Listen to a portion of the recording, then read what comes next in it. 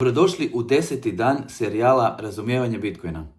Današnje pitanje je zašto rudari ne mogu ubrzati ponudu Bitcoina? Jučer smo govorili o fiksnoj ponudi Bitcoina i kako će postojati samo 21 milijun BTC-a zauvijek. Ali to postavlja pitanje. Ako se Bitcoini stvaraju rudarenjem, što se događa ako rudari počnu pronalaziti blokove brže nego što se očekuje? Bismo li dosegli 21 milijun Bitcoina prije 2140. godine? Ne bismo, jer Bitcoin ima ugrađeni samoregulirajući mehanizam koji se zove prilagodba težine. Zašto je prilagodba težine potrebna? Bitcoin je dizajniran tako da proizvodi novi blok svakih 10 minuta u prosjeku, ali rudarenje je kompetitivan proces. Ako se pridruži više rudara, ukupna računalna snaga mreže, hash rate, se povećava.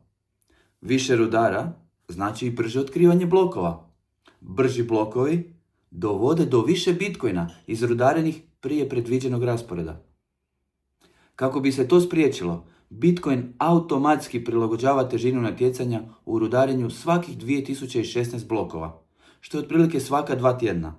I kako bi time osigurao da se blokovi nastave rudariti stabilnim tempom. A ako se blokovi pronalaze prebrzo, težina se povećava. A ako rudari odustanu i blokovi se predugo stvaraju, težina se smanjuje. Taj samoregulirajući sustav osigurava da bez obzira koliko rudara sudjeluje u natjecanju, raspored ponude Bitcoina ostaje predvidljiv. No kako se Bitcoin razlikuje od zlata? Kako cijena zlata raste, rudarenje zlata postaje isplativije.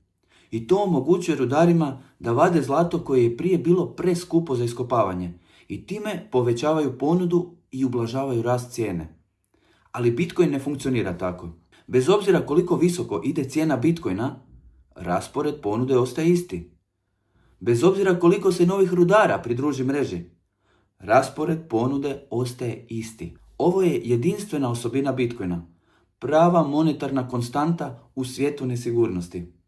Rijetka imovina koja se ne može inflatorno uvećati, manipulirati ili ubrzati.